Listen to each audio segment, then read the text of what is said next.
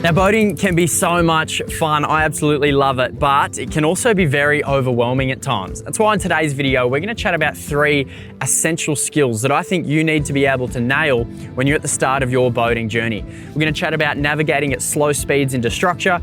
We're going to chat about getting up on the plane, and we're going to chat about knowing the rules on the water. Should be a good one.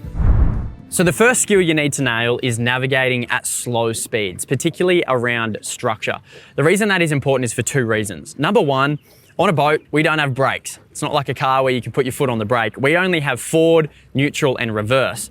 And when you're operating at a slow speed, you have much less control over your boat because we're relying on a prop spinning and we're not relying on wheels turning.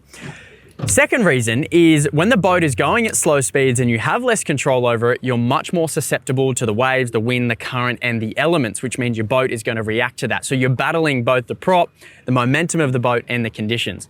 So what I'm going to do here now to show you is I'm going to come into this pontoon or jetty here at slow speeds and show you how you need to master the throttle controls at slow speeds. Okay, we're just coming into the pontoon now.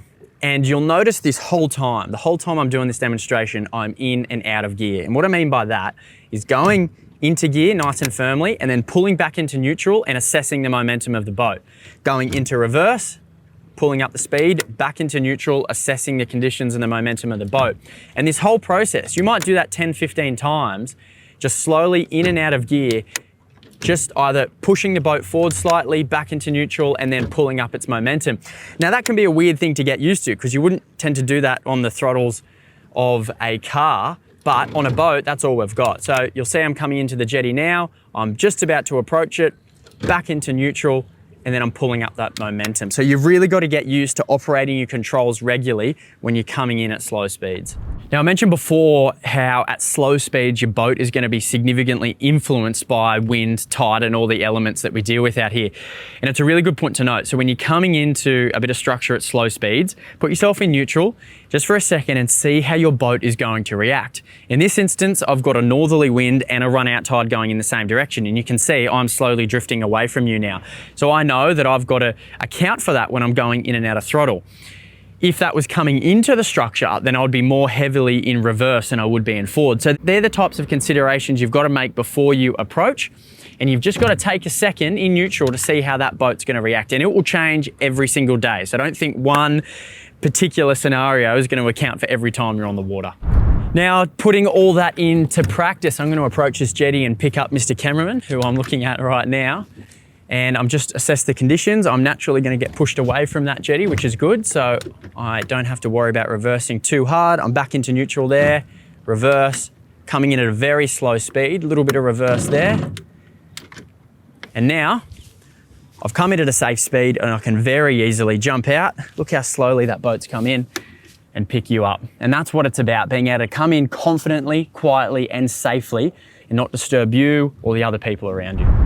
Well, you might recognise a marker that looks like that, and that's because they are everywhere in and around estuaries and our inland waterways. That's because there are rules on the water, just like there's rules of the road, and it is something that you need to memorise off by heart, what they mean and kind of how they work. As a kid, when I was starting out, how I memorised them is through rhymes and alliteration. So red on the right when you're heading to sea, or with danger water markers, the one that looks like an egg, there's danger to the east. Pointing to the North Pole, danger water to the north. It was all these fun ones that I came up with, but they've stuck with me today and I now know what they all mean. And that's what you need to be able to do. So there's 8 knot zones, 4 knot zones. You need to know the difference between no wash zones, which doesn't mean you have to go slow. A lot of people get that wrong. You just have to minimize your wash. There's a bit of wash here now. There's also danger water markers, cardinal markers. There's so many, there's sailing markers. And the reason for that is because they're there for a reason. There's sandbars, rock bars, you name it. So spend the time in your estuary and online to understand what those markers mean so you can eventually come out here with confidence. We're going to navigate down a channel system now. I'll put the drone up and you can see what it looks like to be able to move in and around those markers so you can go safely and confidently.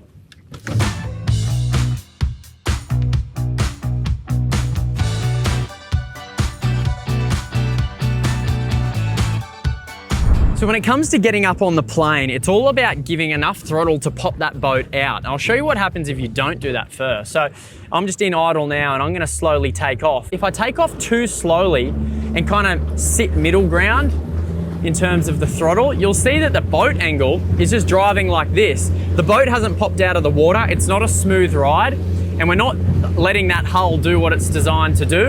And if you look from the drone shot, you'll see that the boat's just on a funny angle. If I bring that boat back to idle, what I'm gonna do now is pop that boat out onto the plane nice and quickly so you can see where you need to get to. You'll have to bear with me here. There's a little bit of wind, but that's what being out on the water is all about. So now I'm gonna go deep into the throttle nice and quickly. Pop that boat out. The front will start to level down, and then I can pull the throttle back. Once I've pulled that throttle back, the boat is up on the plane, even though we were going the same speed as we were before when it was like this. So I'll bring that boat back. So being on the plane is really important, A, for the comfort of the ride, but B, to allow that boat to do what it's designed to do and handle the waves, the wind, and the chop. If you can do that confidently and quickly and know exactly what your boat needs to do to respond to the throttle to get up on the plane, I promise you, you'll have a better boating experience.